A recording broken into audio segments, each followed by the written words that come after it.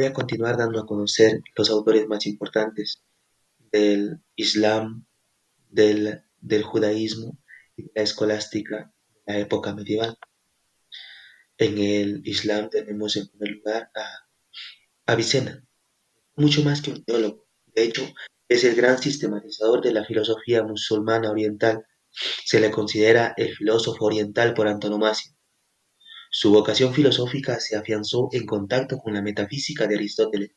Su influjo posterior en el Islam extraordinario. Aportes. Las primeras nociones. Su punto de partida es el famoso texto. Decimos que el ser ens, la cosa es, y ser necesario, necese, son tales que inmediatamente se imprimen en el alma con la primera impresión, la cual no se adquiere por medio de otras nociones.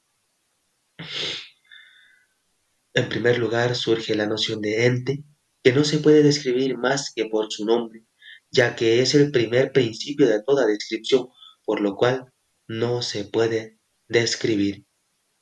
Las modalidades. Él intentó una síntesis entre platonismo y aristotelismo, a partir del estudio de las modalidades. Puso las bases del ideomorfismo universal, pues supuso que la posibilidad es real y distinta del existir. Ante la existencia de Dios y la ley suprema de la emanación, él, a partir de la noción de lo necesario y por sí, por otro, construyó una ingeniosa demostración de la existencia de Dios. En síntesis, la argumentación aviceniana suena así. Es imposible que para cada uno de los seres posibles se den al mismo tiempo causas posibles en sí hasta el infinito. El ser necesario por sí, que es uno por esencia, no puede de modo alguno depender de ningún principio distinto de sí mismo. La tesis de él es que todo provenga del Ser Supremo. Lo conoce este Ser Supremo en un único acto primero y esencial, de una sola vez, sin pasar de la potencia al acto. El Ser Supremo solo puede producir la primera inteligencia y nada más. La produce en un acto eterno e inmutable. Averroes, en el Mediterráneo occidental, dedicó su vida a comentar a Aristóteles, por ello recibió el nombre de comentador por antonomasia. Sus aportes, las relaciones de la filosofía con la religión. Sostuvo que sólo la filosofía consigue expresar la verdad con toda propiedad. La lectura alegórica de la revelación es posible, según él, por el mismo origen divino del Corán, tan rico en sentidos, que puede ser entendido por todo tipo de hombres, por los que piden una demostración rigurosa. La materia prima. A diferencia de Aristóteles, Averroes estableció cuatro niveles de materia. Uno, la materia prima que es absolutamente informe. Dos, los cuatro elementos primordiales, aire, agua, fuego y tierra.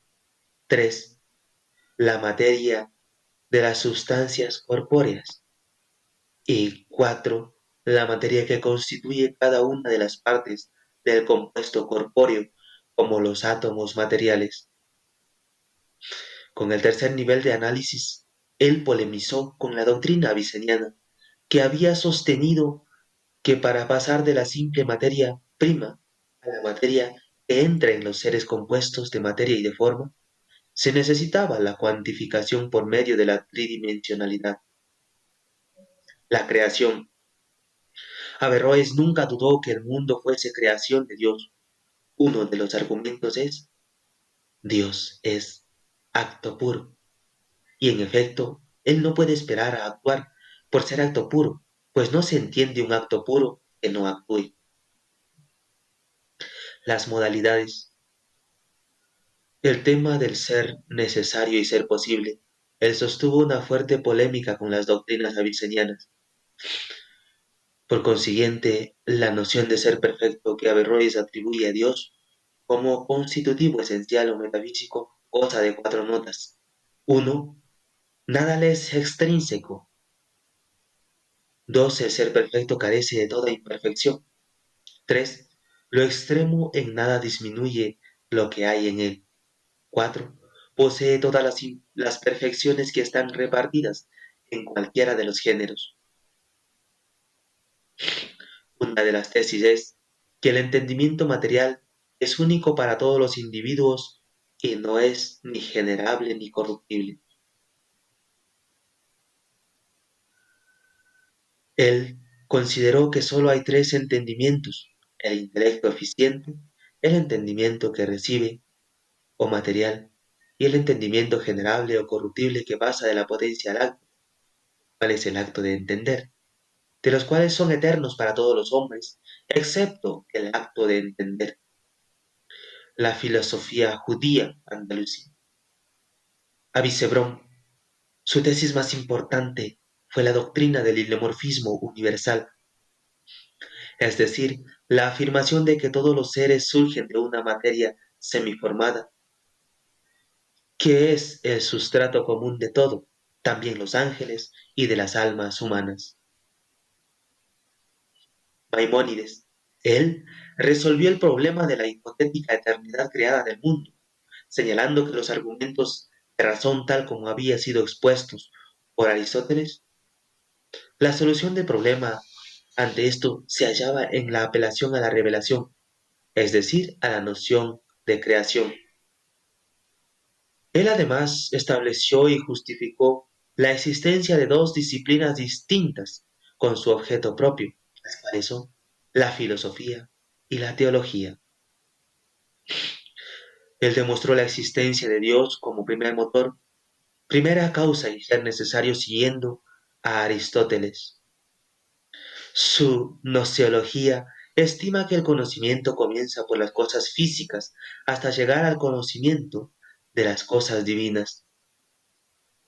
Maimónides afirmó que las inteligencias puras carecen por completo de materia. La escolástica, el surgimiento de las universidades. En el siglo XIII nacieron estas. Su enseñanza se impartía bajo dos formas, la lectio y la disputatio. Los estatutos establecían 6 años de escolaridad para las artes, en que se seguía el trivium y el quadrivium, y 8 cursos para la teología. Junto a la Universidad de París rivaliza en antigüedad la Universidad de Bolonia, y posteriormente se fueron fundando más universidades como la de Cambridge, la de Nápoles, de otras. El auge en el surgimiento de estas universidades, sobre todo la de París, se debió al desarrollo de la vida urbana. Los primeros maestros que colaboraron a esta causa del origen de en el origen de las universidades fueron los parisinos seculares, dominicos, franciscanos, entre los que más destacados tenemos a San Alberto Magno. Él expresó su opinión filosófica netamente siguiendo a Aristóteles. El objeto propio de su filosofía abarca tres grandes sectores: la metafísica o filosofía primera, matemáticas y física o filosofía de la naturaleza. De las citadas tres ramas de la filosofía, la más alta era, a su juicio, la metafísica. Él se convirtió en una figura central como fuente y transmisor de la tradición literaria grecorromano-arábica al mundo medieval. Es comentador del Corpus Dionisiano. Afirmó la posibilidad de alcanzar un cierto conocimiento de Dios por la luz natural de la razón, profundizando en la ley de la causalidad tal como la descubrimos en las cosas por medio de los sentidos.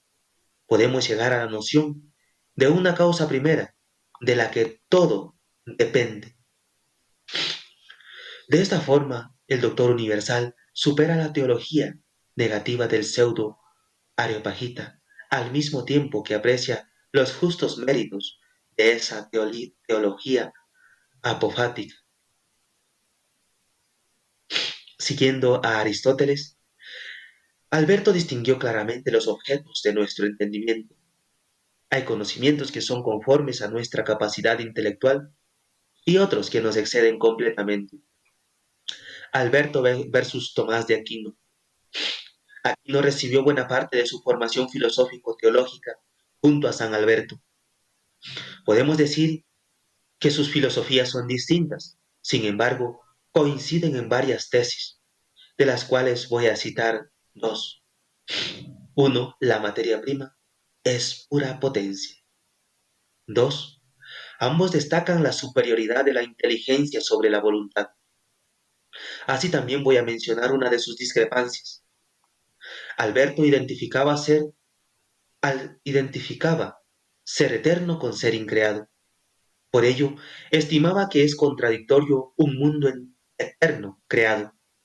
Para Tomás, en cambio, eterno no significaba increado, sino no haber tenido principio en el tiempo.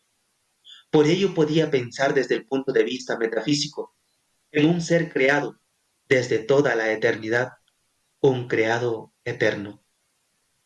San Buenaventura se le conoce también como el doctor seráfico.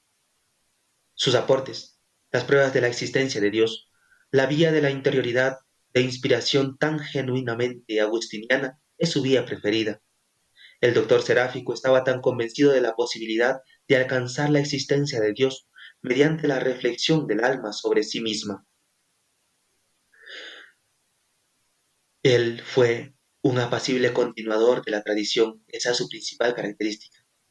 Su originalidad consiste en haber conseguido una armonía en la síntesis de los elementos dispersos en distintos autores. Él fue creador de la filosofía de corte aristotélico neoplatónico, aviceniano, avicebroniante.